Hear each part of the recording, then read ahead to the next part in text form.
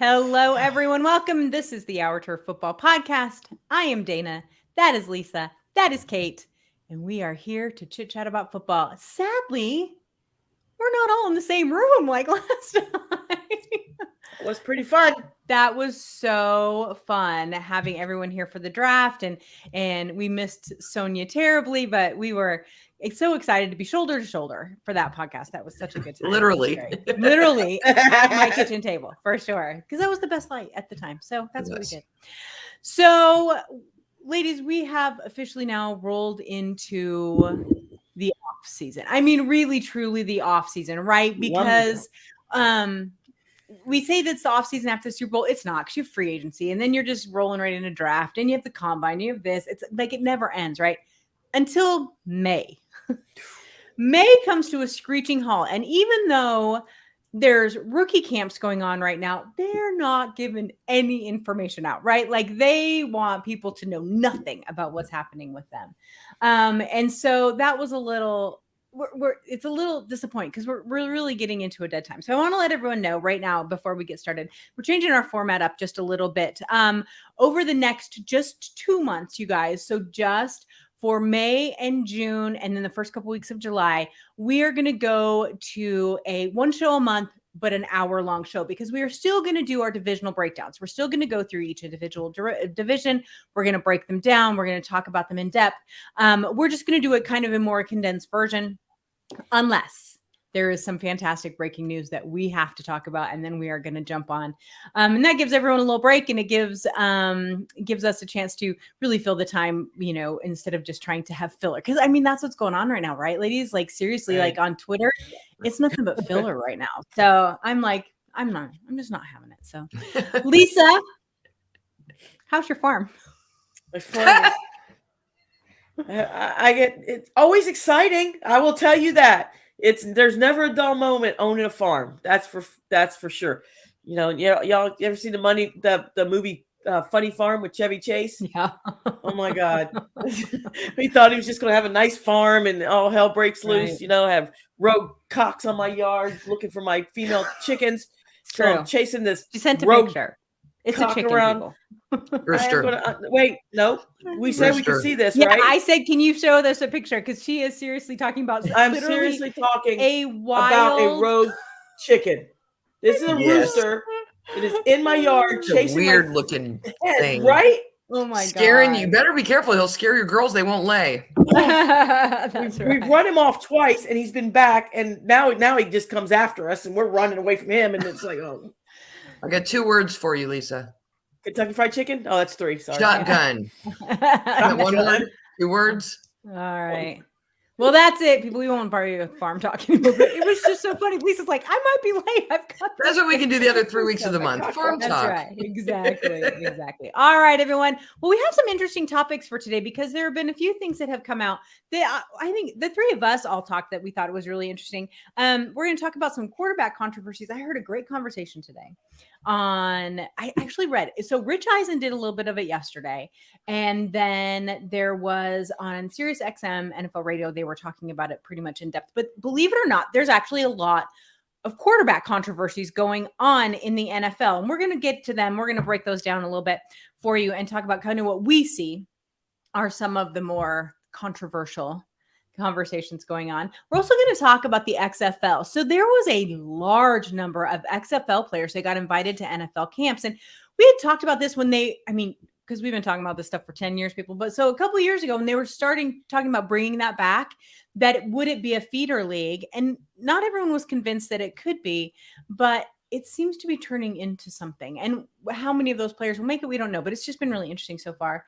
And then one of my favorite parts of football are undrafted free agents, right? Because these are people who are like, I didn't get drafted, my name didn't get called, and yet here I am busting my butt for an NFL team. So we're going to talk about a few of those undrafted free agents because there were a lot picked up this year. Seattle was the top. They got 23. God knows Pete Carroll loves himself some undrafted free agents, but there's a lot of teams out there who really go after those players. So we're going to talk about all of that with you guys tonight. I want to start, Lisa, with the XFL because I was impressed. I'm not going to lie about the XFL, first of all, they were shooting out the names. This person was invited to these 2 camps. Right. This person was invited to these 2 camps. Mickey, And it just went on and on and on. It was really impressive.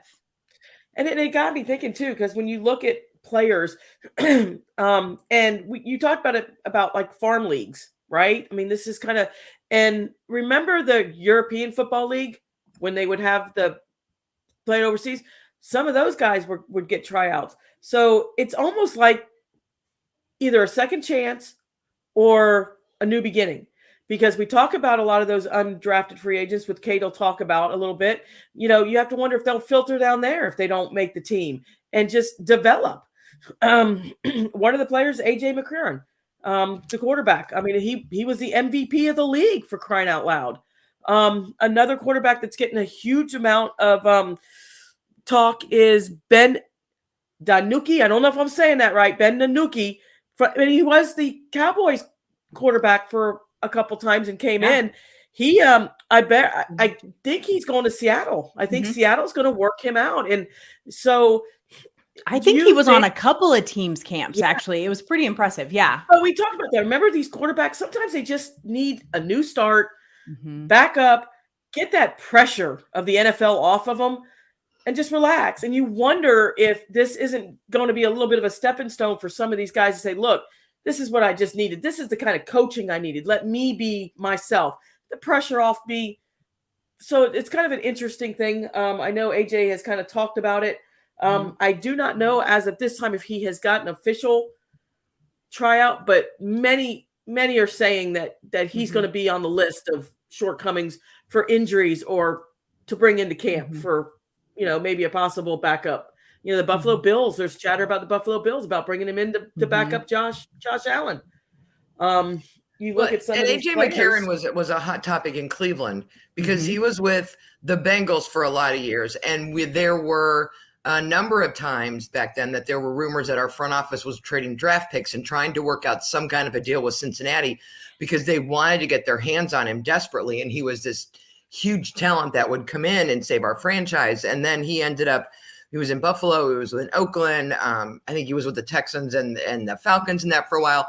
And as I watched him play a couple weeks ago, and then was reading that he got the XFL MVP of the award. And it just reminds me of the conversations we have when we talk about quarterbacks and recently, like Baker Mayfield, Sam Darnold, some of these guys who get drafted, are they in the wrong system? Is it the system and not the quarterback? Are these rookies washing out of the NFL and it's really just a system thing?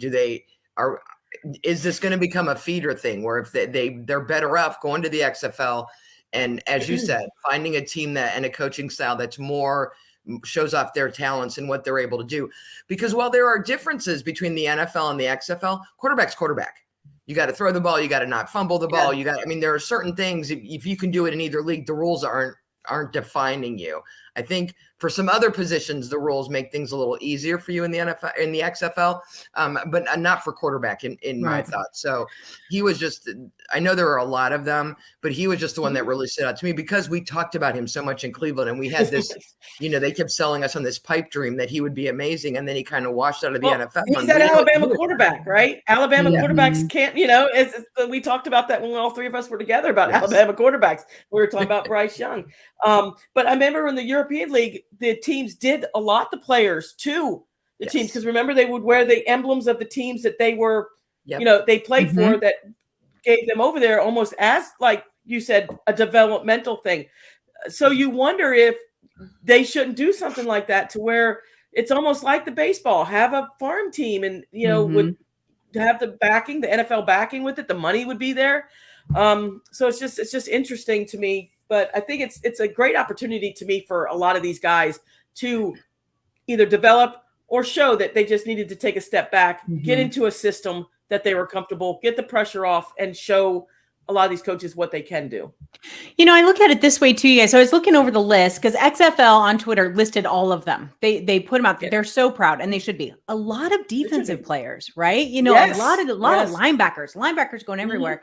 And here's the interesting thing to me. We have to look at this twofold. Number one, sometimes you guys are absolutely right. They need a different system. They need to take back and take this more seriously. they need to grow up a little bit, maybe let their bodies finish developing at 21 years old. Their bodies aren't done, and so they needed kind of time, for lack of a better. And the thought of, I'm not going to just go be a superstar in the NFL. I'm going to have to actually work for this, sort of a thing. So that's really interesting. The other thing too, is you have to keep in mind, if these players turn out to be good, they're going to be good and they're going to be cheap. And a lot of these teams are squeeze tight for money. So why not take a flyer on these guys who know how to play the game? They played college ball. They have now played at another level. Granted, you're right, there are some differences, but why not? It's just another opportunity for them to do that. Our friend Emery Hunt actually is up in Canada right now. He was posting a thing about how they're having their version of the Shrine Bowl up there right now for college, for the Canadian college football levels. And that's good because there are CFL scouts, NFL scouts, and XFL scouts. And so you have to think about that too. Those Canadian Football League players can come down, play in the States, get their visas and all that crap taken care of, and then a team can look at them. So it's nothing but opportunity, I think, for these guys. And might teach them if they want it or not. Sometimes they get to it and they don't really necessarily want it so much. So we'll see. I love this. And I think that more than anything, it just lets them have eyes put back on them again. You're not going to be like, you had one bad camp, you're done, sort of a thing. So I think that that's great. I'm really excited for these XFL players. I think they deserve it. And we have to remember, XFL isn't really, it's a step down league, but it's a new opportunity league. Josh Gordon played for the Seattle XFL team this year and murdered everybody. You can just tell the talent level of that guy. Like, he's so good, right? He's not getting phone calls necessarily, but that doesn't mean he won't mid-season. So that's another thing I think that you have to kind of keep in mind about that. So that'll be really interesting. Mm-hmm. I love it. And I'm excited for you guys. Good luck for them. And I liked it. What did you guys watch XFL this year? I caught a couple games here and there, but just a couple. Me too, but it was really fun. It was a really good time. So, all right. So the other side of that, besides going from the XFL to the NFL, is the undrafted free agents. So undrafted free agents, some teams love them, some teams never use them. And what these are college players that, if you ask me, almost get a better deal. They won't get as much money, but they get some more options. So an undrafted free agent is someone who is not drafted in the NFL draft in the 200 and however many picks there are.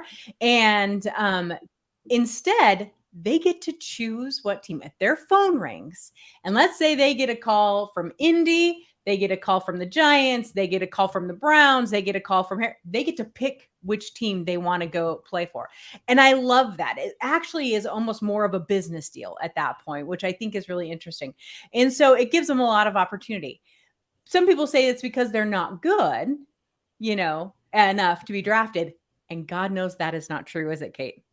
It's not. I ran through a number of different sources and looking at undrafted free agents. I think like the first one that came to my mind was the running back for the Broncos, Philip Lindsay. Like, that's sort of how he made his name. And he's like, I'm an undrafted free agent and I'm setting records and I'm doing this and that. And I'm on everybody's fantasy team and stuff. And so I started looking at them, and there were a lot more than I expected. And I wrote the names down of some guys that just surprised me. So some of the ones that I knew. So like, I knew that Marion Motley, who played for the Browns back in the 1940s and is a member of the Pro Football Hall of Fame, I knew he was an undrafted free agent. Drew Pearson, wide receiver for the Cowboys, come out of Tulsa in 73, played for 11 seasons with them. Priest Holmes out of Texas in 1997 did not get drafted, spent Priest 10 Holmes, seasons, a name that everyone knows. Yeah, he led the league one of his seasons with 1,555 yards rushing, and was the offensive player of the year in 2002. Like Donnie Shell from the old, Pittsburgh Steeler era of Super Bowls. He was on 4 Super Bowl teams, a DB out of South Carolina State that didn't get drafted. And then my personal favorite will always be Lou the Toe Groza, my kicker here for the Browns from back in the 1940s. I know I'm going way back, but the NCAA does have the Groza Award for the best kicker in college football. And he was undrafted. The fun part about him is he was not just a kicker, Lisa. He did not just have one job. He also I was going to ask you, Kate, because I know that a lot of those players played both ways back then. He played offensive tackle. Because in the 40s and 50s, they had to play. They either played offense and defense, or they had a couple different positions. You couldn't just do one and specialize back in the day. But some of the ones that I did not realize really surprised me. And I think it's interesting with our next topic, how many of them were quarterbacks. But since we were talking about kickers, Adam Vinatieri, everybody knows him, 20 seasons in the NFL, had 2 game-winning field goals to win Super Bowls. Wes Welker, who was Tom Brady's favorite target for years, came out of Texas Tech in 2004, played for 12 years with them, was not drafted. Tight end Antonio Gates from the Chargers, played there for 13 seasons out of Kent State. And then we had some quarterbacks. And I think you all probably know, everybody I think knows, Kurt Warner was undrafted, the Cinderella story. Yep. Big Red actually just put that in our comments. Yeah, Big Red just put that in our groceries. Yeah, but the 2 that surprised me were Tony Romo and Warren Moon. I did not know that they went undrafted. And maybe we make a bigger deal about the draft now, especially Romo. Like, I didn't even think about how he got to the Cowboys. I just figured he was like a Brady 5th or 6th round pick and had just sat there and waited. He was undrafted. So there were a lot there, and there are more. Dana's probably going to mention Doug Baldwin. There are more, but most of those were ones that have surprised me, or, 6 of those guys are already in the Hall of Fame. A couple of them are going to be in the Hall of Fame as undrafted free agents. And so I talk about a couple of them when I go to the combine, when I talk to some of the guys about, what are you going to do if you don't get drafted? And then I'm always like, well, there's this guy or that guy who played your position, had a very nice career, set some records, made a name for himself without being drafted. I don't think we're as aware of them now as we should be. And I think it's not a stigma. It's not I didn't get drafted, my dream is up. I think to Dana's point, they may have a better negotiating state. They don't earn that guaranteed money right up front like the drafted guys do, but they can also get to that money faster if they prove themselves. Right. So, yeah, I was going to mention Doug Baldwin because Seahawks fans know he was undrafted and turned out to be one of the best receivers in Seahawks history. God love him. But you know which one surprised me the most when I was looking at this earlier? James Harrison. Yes. From Pittsburgh Steelers. Yep. What? What are you Just talking rush the about? quarterback. Never forget that. God. Never forget that with Bill Cowher, that thing, and he was standing there. He's just rush the quarterback. Yeah. And it was just so cool. And when you look at that, and what's funny about it too is what I love about it is when you get to a Drew Pearson and you get to all those guys. One of the things that always stands out to me, they always say it. Drew Pearson said it at the draft. He told all those guys, don't give up on your dreams. Yep. I am an example.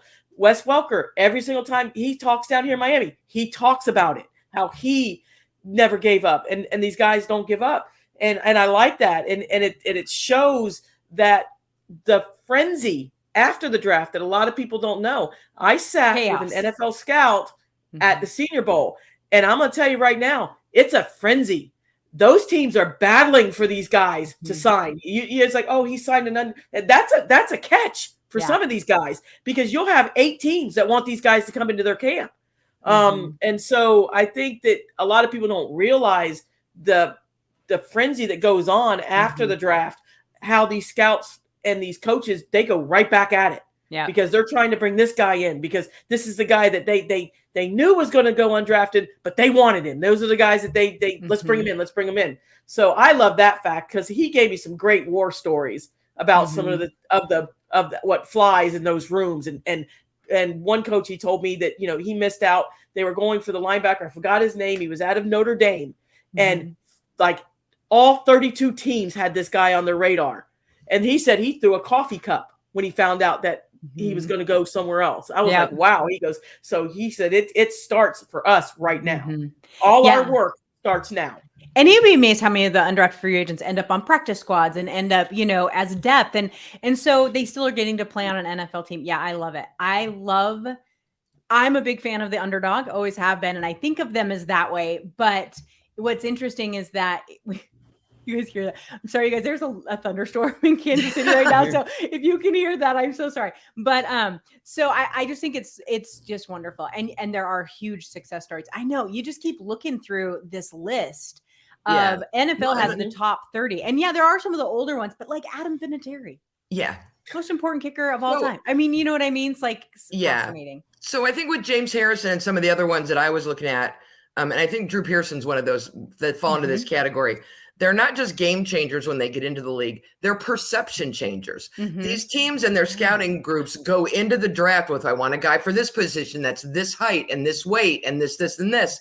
And that's who they draft. And then afterward, they sign him to a practice squad or they look at the UDFAs and they're like, well, let's bring him in and see and then they prove that their size doesn't matter. I think you see that in the XFL. A lot of those defensive guys are not the size that they're looking for in the NFL, and they're proving that they can still be effective and play the game. And that's what I think you'll see with a lot of these is they're perception changers. When they succeed, it makes all the scouts go, oh, now I need guys that size. And that's my new mold for who the next couple drafts are. And it changes the way we draft.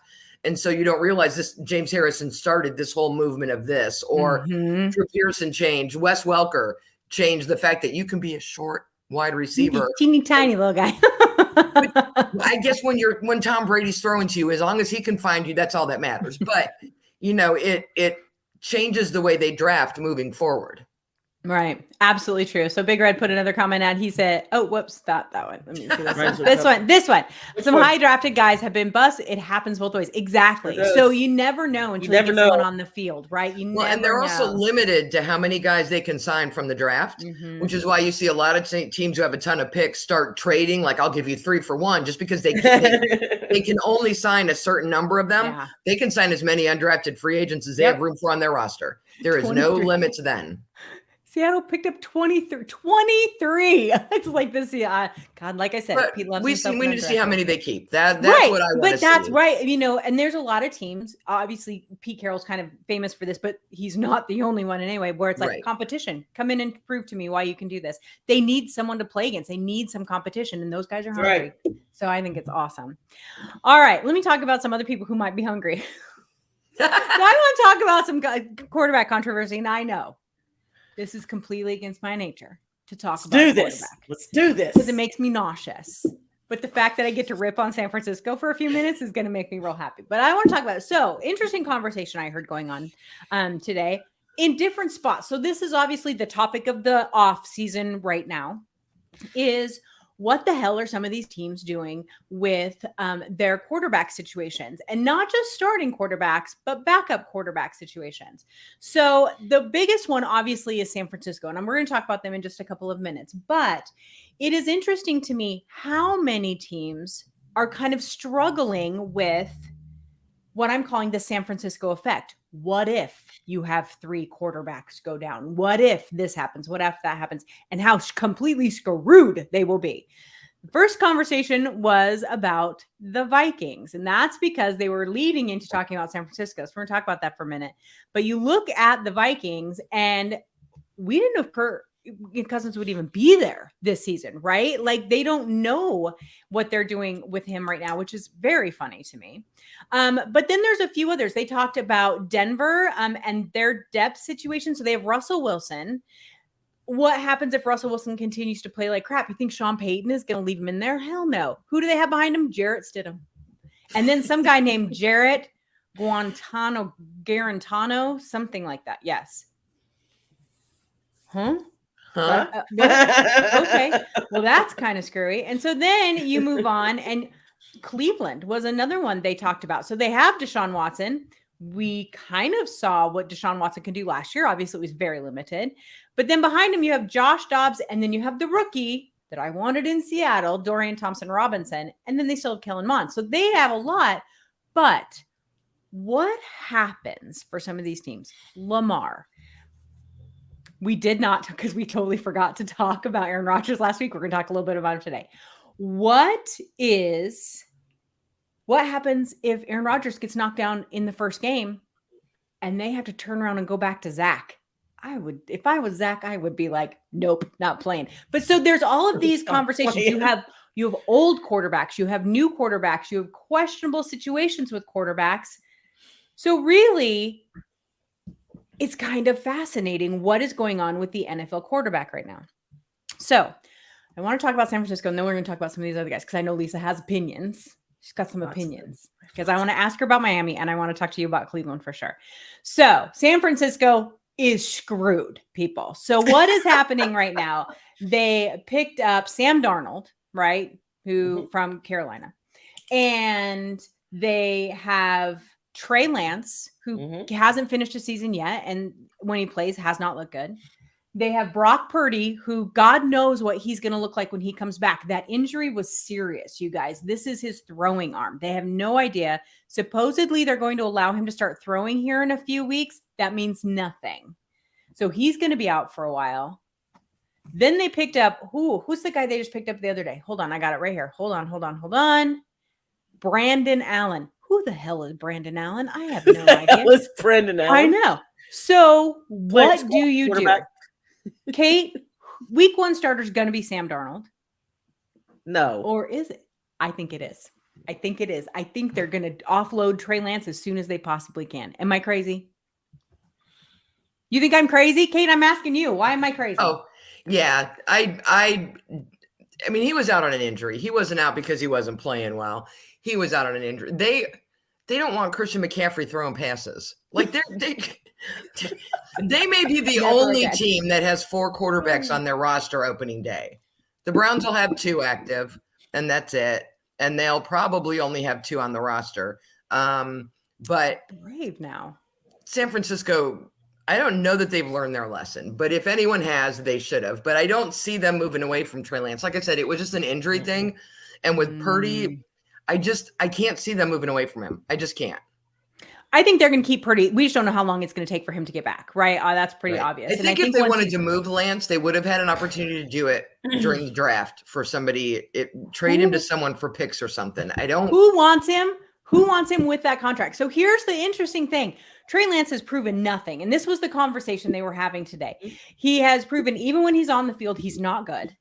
And that they paid an outrageous price for him, giving up 3 first-round picks to go up and get this kid, which would make you think that they want to hold on to him. And yet that fan base wants him gone.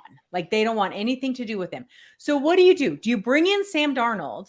Lisa, I'm going to ask this one. Do you bring in Sam Darnold, who has thrown 65 interceptions in 50 games or something asinine? Because that's what he does. Oh my God. Even in college, all he did was throw picks. And so do you bring him in because Kyle Shanahan likes him? Who cares? Or do you suck it up? Do you make Trey your starter, hope he has a few good games, and then trade him? Well, I think what their situation is like when you just talked about it. You have 3 quarterbacks. You have Trey Lance, who had an injury. You have Sam Darnold, who we don't know. He hasn't been that great on the field. No. And then you have Brock Purdy, who played very well. So my mindset, if I'm the 49ers, is I'm going to go into this offseason listing Brock Purdy as my starter.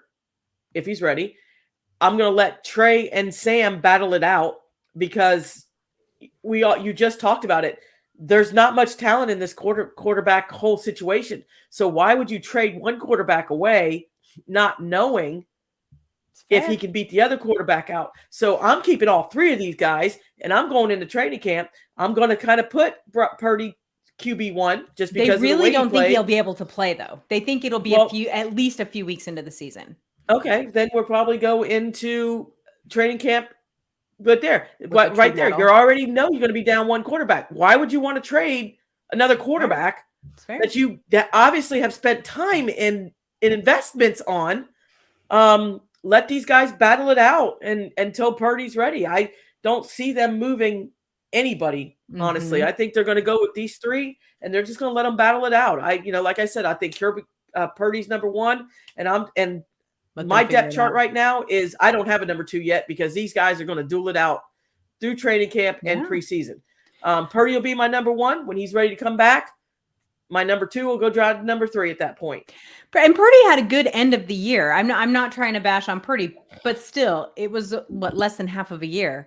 And then he hurt his throwing elbow, so we have no idea what that's going to look like. Here's my fascination with San Francisco. Drew Brees hurt his throwing shoulder, and I said agree. The same he thing. could be fine. He could be fine. You know? This that Tommy John is supposedly different, but he could be absolutely great still. Here's my interesting thing about San Francisco is I don't think they've learned their lesson. I mean, how could they? They are masters of defense. They can put together an amazing roster. Their quarterback situation has always been absolute killer for them, right? Like absolute killer. And so I don't know. And it was interesting because they said, had he been in a couple of other teams, if Kyle Shanahan had done this anywhere but San Francisco, he would have been fired by now. You don't give up 3 first-round picks to turn around and then let that kid go. It's interesting. It's interesting. I love it. Just keep being confused, San Francisco. Just keep being confused. Yeah, but he's proven though. That's the thing. It's proven like nothing in a quarterback situation. Well, the rest of the team's that, fantastic. They're always there. Yeah, they're always there. Yeah. Always a pain in the butt. I mean, so round picks. I know for that kid. Yeah, but first round picks aren't guaranteed. You know that. So. Oh, for sure. For sure. Ask me. Yeah. Right. So let's actually, Kate, I am going to ask you about Cleveland. So Cleveland situation. So Deshaun Watson, they were talking about how Deshaun Watson came back, played that, the last third of a season, basically, is what he got to do. But they were not convinced that he was going to still be the Deshaun Watson of old. Where do Browns fans sit with that? We're not convinced either. Really? People are like, well, he was out for a year. And I'm like, no, he was out for almost 2 years because he was out for longer than that. And the rust was evident when he did get to start playing. It was clear that he hadn't had time to gel with the team. He and Amari Cooper seem to do well together. And we'll see what our wide receiving core looks like this year, if he can get himself a whoopee and really. I think he had a lot on his mind. I think that whole situation in Houston and the lawyers, and every time we turned around, there was someone else coming out of the woodwork, really distracted him from the learning he should have been doing while he was suspended. And I'm hoping, because I'm stuck with them and because of the amount of money we're paying him, that was a big factor in last year, and that he has spent this offseason staying in shape and learning his offense and working on getting back to be football ready. In the meantime, we've got Josh Dobbs, who, frankly, the only thing he brings to the table is experience. He was with the Steelers for years, had a year with Jacksonville, was with us in 2022, and then we got rid of him and he went to Detroit for a little while. Then he was with Tennessee. Then he's back with us. I don't see him as a starter in the league. I see him as a perennial backup. He's had opportunities in very different systems. I'm more excited by the addition of DTR. When they drafted Dorian Thompson-Robinson, I was so excited. I know so salty about that still. I know. Salty. I'm sorry, but it'll be okay. I like a couple things about it. I know he's a Southern boy, and then he played at UCLA. So I don't even know. I talked to him at the combine, and I meant to ask him if he's ever actually played in snow, because if you're going to come here, you're going to have to. What I like is he's one of those quarterbacks that needs a year or two. He needs to continue to grow. He has not, seeing him in person, there's some muscle going to come up on that frame in the next year or two. And he will benefit from sitting and watching and learning. So when you have Deshaun, that's what you need. You need someone that can come in if he has to, but ideally he can sit there and learn the system. And so if we only have 2 quarterbacks on the roster week 1, in my opinion, it's going to be the 2 Ds. It's going to be Deshaun and Dorian, and Josh Dobbs, the other D. I mean, they're all the same size. Historically, the kind of offense we want to run with Deshaun is very similar to what DTR ran at UCLA. So he's a good fit for that. What I see with a lot of these quarterbacks and a lot of these teams that have these controversies on who's going to do what is the quarterbacks don't have the same kind of style. And so when you have a quarterback that's in and your backup, it benefits from a different kind of game, and he's got to come in as your backup. You're plugging him into someone else's system. Like with Aaron Rodgers and the Jets, what Aaron does and the offense they're going to build for him is not Zach's ideal offense. And so it's like, you better hope Aaron doesn't get hurt, because the offense you're going to have everybody running is not one that Zach's going to do well in if he has to play. Right. You're absolutely right. And that is a huge question mark, which brings me to Miami, Lisa. How many games, knowing that Tua almost retired because of his concussions, how many games, bad games, not great, not even bad games, just blah games, will Tua have before people start screaming for Mike White? Because Mike White, I will tell you, Mike White played great last year. We have to look at, who he's playing and the system that he's in and all of that. But I don't know how the leash is how long of a leash does Tua have with this fan base and with the team? It is hard because we don't know yet because we haven't had a full season with the guy. Right. So you're going to go in and it's almost like, do we treat him like a rookie again? Because here we are again. Let's go. I mean, you already know the talent we have around him. He's got speed. You got the Olympic gold medal in the relays. Yeah. So you can't say it's not because of the weapons that hipster Brewster or whatever you call him, hipster homebrewer is gonna kind of throw at him. So I would probably say generally, honestly, we always say 4 or 5 games in to kind of see what you got. I mean, 4 or 5 games in, if he's struggling, I think you're going to hear the grumblings because you're already hearing the grumblings, but you're giving him the benefit of the doubt with the injuries, right? You're giving him the benefit of the doubt. Yeah, but we also talk about, especially since they went to that 17-game season, that you don't even know who some of these teams are until week 6 or 7. So you're going to combine his getting over the injury and back in the swing of things with all the new components that are going on. I would like to hope it's week 7 before we're on a podcast talking about the stupid who's getting made to bench him, and we are, because what we do that we'll go on to 6-7. It's like, okay, well, why is this guy still playing? Why are we still playing him? He's obviously thrown 12 interceptions to 3 touchdowns this season, right? So I don't know, and like you said, people know Mike White down here, right? Because we've played the Jets twice, so we watched the AFC East. So a lot of the fans don't have blinders on when it comes to Mike White. They know what he did and what he can do. For sure. And we're going into training camp with him. So it's going to be interesting to see what happens if he outplays Tua or Tua gets another concussion in the preseason. It's going to be very interesting. Yeah, I don't think it'll take long to start hearing those voices get raised. Not at all. I think you're absolutely right. Now I want to talk about the 2 rookies. Oh, go ahead. I'm just going to throw in. Yeah. It's one of the downsides to the fact that the NFL only has 17 games. A month into the season in baseball could be 25 games. You can let a guy work through a batting slump. In basketball, he's not hitting his shots. You can let him work through it. A month in football is 4 games. And halfway through, 2 months, you're halfway through the season. You can't wait. If you wait too long to pull the trigger, your season's done. Yeah. And so there's no recouping. It feels like it's like, why are you pulling him so soon? But if you look at this season and if you're going to save it, and depending on where you're at with your division, they may not have a choice as early as week 5, depending on what the Patriots and the Jets and the Bills are doing. They may get too big of a lead on you. And that's the situation going on in San Francisco also. It's like, so you have that where you let Trey run just to see what you got and to see what you want to do. Well, you can't let him lose too many. And it used to be because of this division. Now, I'm not nearly as worried about Arizona or the Rams next year because they just still have so many problems. But if Seattle is keeping neck and neck, San Francisco is not going to be able to make that ground up. And so the schedule comes out on Thursday. And so we'll see like, what are those early games and are they divisional games? And if they're divisional games, you cannot screw around with those. And so it's going to be, there's a lot to it. And remember, guys, we had a lot of divisional games at the end of the season too. Yeah. Because remember, we talked about that. That made it so much fun. They did. Yeah. So when you look at the tough schedules and hey, Russell Wilson's right there with the Broncos, right? How short of a leash is Sean going to have him on? Is Sean going to give him the lead? Maybe. I know, that's what I'm saying. In some of these situations, they take the preseason games more seriously. And maybe some of these guys play all 3 preseason games instead of a quarter here. Would you play Russell in the preseason if you were Sean Payton? He won't play him. No. He won't play him. All right, let's talk about the 2 rookies, right? Okay, so the 2 main rookies.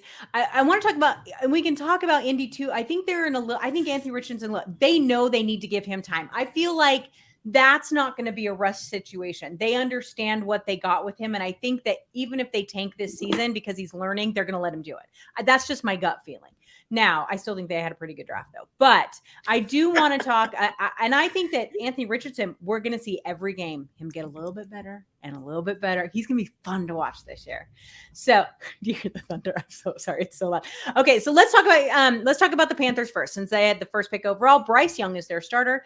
Their backups: Andy Dalton, Matt Corral, and Jacob Eason. So they've got some serious veterans behind him, right? And I love that. I love that they have them sitting there. I don't know any Panthers fans who are going to start screaming for Andy Dalton. I mean, nothing against Andy. He's just not what he used to be. So I get the feeling that they're going to let Bryce Young ride this out. Am I crazy? No, you think so too, Kate? No, I think you're absolutely right. Yeah. They got nothing to lose. Look at how many quarterbacks they went through last year. Yeah, I think they went through, yeah. And some of it was injury and some of it was just one game and you suck, you're out. Next.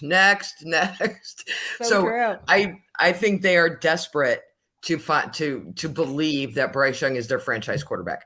I happen to believe they made the wrong choice. That's on them. It'll be what it'll be. I'm just saying. Yep. But I think they're planting their flag in that hill and they're going to die on it. Mm-hmm. And Alabama quarterbacks. What they got. So then you go to the Texans, who don't have quite the depth behind them. So they have CJ Stroud. Their second is obviously Davis Mills. I'm assuming that Davis will still be there. They do have Case Keenum on the roster. And then EJ Perry. You guys remember EJ Perry? You know, he was from XFL. I liked EJ Perry. I liked this going in. I would not be surprised if Davis Mills was not their backup next year and it actually being Case Keenum, because then you have that veteran presence for them. But this is a team that, again, they're not going to run. They get it. But I think Stroud is not going to have to take near the jump that I think Bryce Young is going to have to take in the NFL. So I think that, or the pressure, right? Pressure. Well, for sure, because he's a first round pick. So yeah, being that number one. Yeah, I agree with you. So I think that, to be quite honest with you, I think the rookies, those top three rookies that went, they're in a great situation, because I think that they have teams that understand what they got in each one of them. This isn't going to be, where, we're going to put the rookie out there and he sucks, so we have to bring in, the fan favorite. That's not going to be the situation for them, especially in Indianapolis. I think that that'll be really good for them. But some of these other teams, it's just amazing to me. These controversies. You have Denver, you have Minnesota. And the whole thing with Minnesota, I forgot to mention this, is they get this was talked about all over the platforms, is that will Minnesota end up trading for Trey Lance? Because they didn't get a quarterback in the draft that a lot of people thought they were going after Hooker. And so where do they get that quarterback? Maybe Trey Lance. So there's some sort of connection there. So I don't know if it's been talked about or what, but it'd be interesting. I don't know. I think they just let Kirk Cousins be the beige football player that he is, and, old man tan car, and just let him play for the season and then probably cut him. But so it'll be fun. I love it when quarterbacks are questioned. It makes my day. It just makes me happy when they're not perfect all the time. What can I say? The only thing I'll throw out is I'm really trying not to be a CJ Stroud homer, because I am a Buckeye girl, but I do think his situation in Houston is better in that DeMeco Ryans is really trying to set up. They're rebuilding that whole team, and he has a better chance of them building a team around what he can do. They were so excited that the Panthers took Bryce Young because he was their pick. And they were so excited by it that they spent a lot of capital to move up to 3 to get Will Anderson to cement their defense. And they're letting DeMeco Ryans build this team the way he wants. So I think Bryce is going to have to kind of fit into what Carolina is going to do. CJ is going to have a team built around what he can do. And I think that may give him an edge that we'll be talking about in the future. And so if you start CJ in the preseason and he gets it and he's on it, I would not be surprised if you don't see him opening the day. Oh, I think we're going to see all three of them. If he doesn't, I would not be surprised to see Davis Mills and have them ease him back and don't break him. Figure out what's not working. And, I know Ryans came from San Francisco. He's a defensive coordinator, but he's got some very smart offensive minds on his staff. Denver. And so, isn't he from Denver? I thought he was with the 49ers. Was he with Denver? I can't. Oh my God. There were so many moves this season. I can't even remember. Yeah. We'll look it up. But he's a defensive coach. And so I think that'll be, and we have to remember, they're 49ers. Was it the 49ers? Sorry about that. Yeah, so you have to remember that he's a defensive-minded coach, but he brought in people around with him that are going to mold this kid. And it's going to be interesting to see each one of them develop. No, Bryce Young's not going to grow, but can he fit You know, can he run? Can he do the Russell Wilson, Kyler Murray sort of football? Will CJ Stroud settle in? Will Anthony Richards just get experience? It's going to be fun. But it's going to change the narrative. And we're going to see a lot of the focus move from the, you know, Aaron Rodgerses and the older football players and maybe some of those guys, and they're going to start to get the spotlight. And so I think that that'll be exciting, unless they're complete disasters. And then we have to remember, what do they have? What do we call them? Sunshine down in Jacksonville? Is that what Shell calls them? Sunshine? Trevor. Yeah. Trevor. So they're all, I mean, that whole division's a bunch of babies. Yep. And very young, very young. And Carr, but the rest of them. So it'll be fun. All right, everyone. That is our show for tonight. Thank you for hanging out for 45 minutes. So sorry that we went over. We always go over. I don't even know why we pretend this is a 30 That's minute. why we're going to do an hour. We're just going to call it an hour because we all know that's what it is. Because now we are going to an hour. So we will be back in just a few weeks. And we are going to go over any happenings that have happened in between then and now. We're going to start going through our divisions. And I think we're going to start with the AFC. And so we're going to go with each one of the AFC divisions.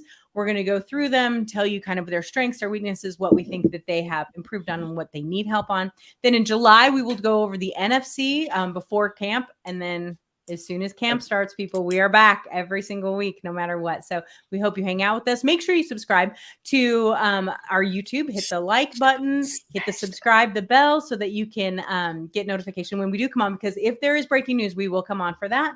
And then also, you can find our podcast without the video on any of your favorite podcast services. So iHeartRadio, Apple, all of them. You can find us anywhere. So please do that too. So thank you guys so much. And we will see you again in just a few weeks.